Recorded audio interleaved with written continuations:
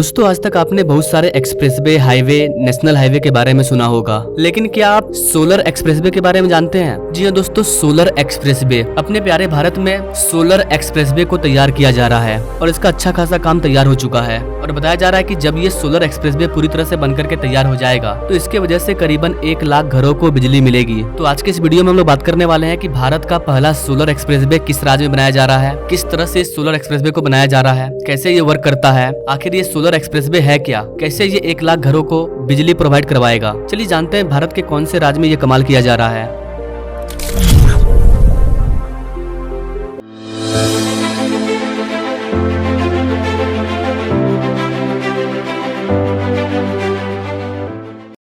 दोस्तों भारत का पहला सोलर एक्सप्रेसवे यूपी में बन रहा है योगी आदित्यनाथ के नेतृत्व में। योगी आदित्यनाथ बुंदेलखंड को इंडस्ट्री के रूप में स्टैब्लिश कर रहे हैं और इसी के लिए वहां पर बनाया जा रहा है बुंदेलखंड एक्सप्रेसवे और इसी एक्सप्रेसवे में सोलर एक्सप्रेसवे को तैयार किया जा रहा है और बताया जा रहा है कि इस वाले एक्सप्रेसवे से 1 लाख घरों को बिजली मिलेगी। कैसे, आइए जानते हैं। First of all Bundelkhand expressway, इसको भारत के उत्तर प्रदेश राज्य में बनाया जा रहा है जिसकी लंबाई 296 किलोमीटर है। ये 4 लेन चौड़ा एक्सप्रेसवे है। आने वाले टाइम में इसे 6 लेन कर दिया जाएगा। बुंदेलखंड एक्सप्रेसवे की आधारशिला प्राइम मिनिस्टर मोदी के द्वारा 29 फरवरी 2020 को गोंडा गाँव चित्रकूट में रखी गई थी। अगर इसके अनाउंसमेंट की बात करें तो इसकी अनाउंसमेंट अप्रैल 2017 में उत्तर प्रदेश के मुख्यमंत्री योगी आदित्यनाथ के द्वारा किया गया था। इसके बाद नवम्बर 2018 में उत्तर प्रदेश की सरकार ने इसके भूमि अधिग्रहण के लिए 640 करोड़ रुपया जारी किया। मई 2019 में इसका 60% भूमि अधिग्रहण का काम कंप्लीट हो गया। उसके बाद इलेक्शन की वजह से इसका काम रुक गया, लेकिन जून 2019 आते आते इसका 79% अधिग्रहण का काम कंप्लीट हो गया। इसके बाद जुलाई 2019 में इस एक्सप्रेसवे के लिए फिर से 1150 करोड़ रुपया का बजट जारी किया गया।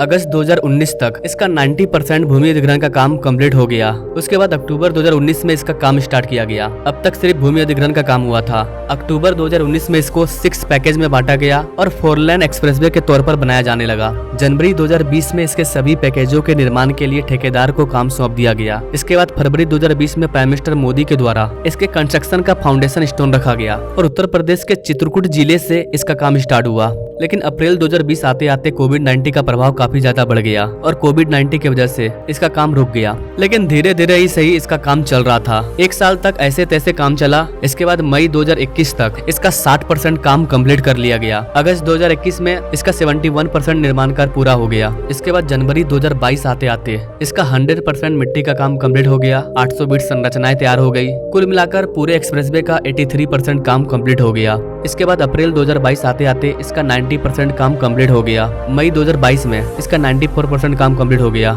जून 2022 में 96%, जुलाई 2022 में 98%, यानी कि इस एक्सप्रेसवे का अब पूरा काम कंप्लीट हो चुका है। और जुलाई 2022 में ही 16 जुलाई को प्राइम मिनिस्टर मोदी के द्वारा जालौन जिले के कार्यक्रम में इस एक्सप्रेसवे का उद्घाटन कर दिया गया। तो देखा जाए तो कोविड-19 की वजह से काम रुकने के बाद भी इसका काम काफी स्पीड से चला और ये समय रहते बनकर के तैयार हो गया। योगी आदित्यनाथ की जब गवर्नमेंट बनी थी 2017 में, तब उन्होंने इसकी घोषणा की थी। 2022 में उनका कार्यकाल 5 साल कंप्लीट होने वाला था। उससे पहले उन्होंने इस वाले एक्सप्रेसवे को लॉन्च कर दिया और ये वाला एक्सप्रेसवे 5 साल के अंदर पूरी तरह से बनकर के तैयार हो गया।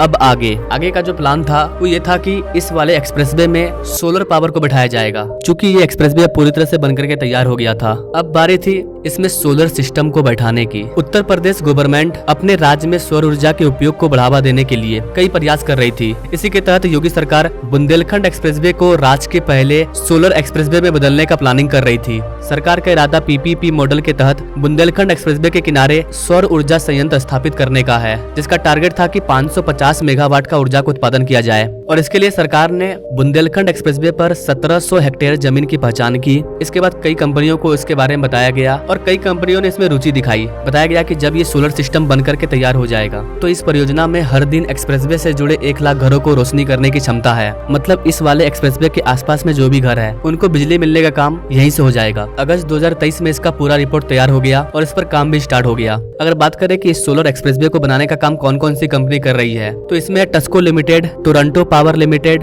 सोमिया solar solution private limited, 3R management limited, Adani energy limited, Atria Vrindavan power power limited, Erisa e mobility और महाप्रदीप, कई तरह के कंपनी इसमें शामिल हैं। गाइस आपको बता दें कि यह सिर्फ उत्तर प्रदेश नहीं बल्कि पूरे भारत का पहला सोलर एक्सप्रेसवे है। बताया जा रहा है कि जब ये बनकर के तैयार हो जाएगा तो हर साल इससे 50 करोड़ रुपए की कमाई भी होगी। बुंदेलखंड, पूर्वांचल, आगरा, लखनऊ और गोरखपुर एक्सप्रेसवे पर सौर संयंत्र स्थापित करने से ऊर्जा खपत के मामले में यूपीआईडी को 6 करोड़ रुपया का लाभ होगा हर साल। नाउ ओवरऑल बुंदेलखंड एक्सप्रेसवे का काम 2022 में ही कंप्लीट हो गया है और ये प्रदेश को समर्पित भी कर दिया गया है। इसका यूज भी हो रहा है। बाकी इस पर जो सोलर सिस्टम को बिठाया जा रहा है उसका काम लगातार जारी है। इसको कंप्लीट होने में टाइम लगेगा। इस पर कई कंपनियां मिलकर के काम कर रही है। 2025 तक इसका पहला फेज स्टार्ट होगा। वैसे गाइस आपको क्या लगता है, क्या सरकार का ये आइडिया सही है? क्या हम एक्सप्रेसवे को सोलर सिस्टम के रूप में यूज कर सकते हैं? क्या इससे रिन्यूएबल एनर्जी जनरेट होगा? क्या इससे लोगों के घरों तक बिजली पहुंच सकती है? क्या लगता है गाइस आपको, भारत का पहला सोलर एक्सप्रेसवे कब तक बनकर के तैयार हो जाएगा? कब तक लोगों को इससे बिजली मिलने लगेगा? क्या सोचते हैं गाइस आप इस चीज के बारे में कमेंट करें और ऐसे लेटेस्ट अपडेट के बारे में जानने के लिए हमारे चैनल से जरूर जुड़े।